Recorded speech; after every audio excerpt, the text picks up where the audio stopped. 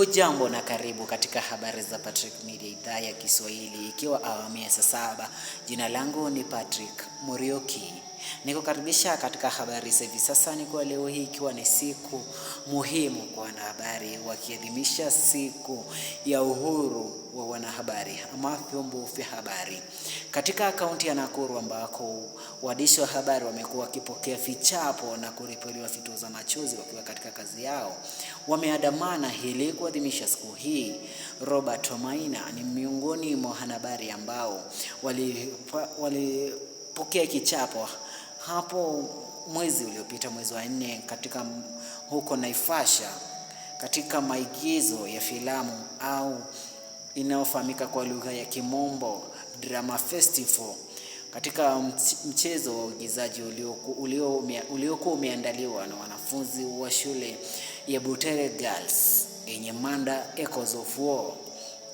Wanahabari kwa wingi wamekuwa wakikumbana na changamoto si haba: kupigwa risasi, kupigwa na vitoza machozi, huku leo hii wakiadhimisha siku hii, huku wakirai serikali na maafisa wa polisi kuwapa usalama wao unaohitajika kama Wakenya wengine. Na tukiachana na hayo, ni kwa rais wa Kenya, Rais Ruto, na msimamizi wa ufanyikazi wa umma almaarufu KOTU Francis Atwoli wamekuwa wakilalamikia uchafuzi wa mazingira katika kaunti ya Nairobi, ambayo kaunti hii ndio jiji kuu la Kenya.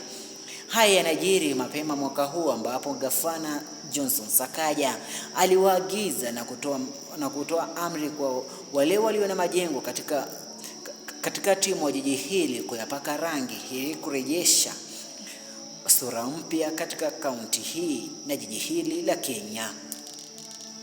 Na tukiachana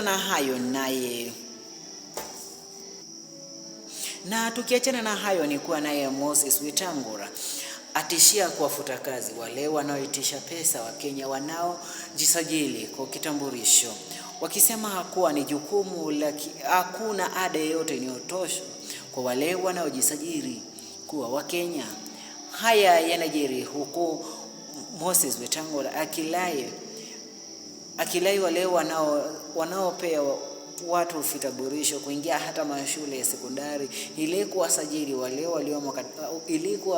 wanafunzi wale waliomo katika kidato cha 4 ili kurahisisha wakati wao watakapokuwa wakijisajili na taasisi mbalimbali baada ya kidato cha 4. Ni hayo tu kwa sasa tuliokuandalia awamu ya saa 7. Jina langu ni Patrick Muriuki. Tupatane mida ya saa 10 jioni. Kwaheri.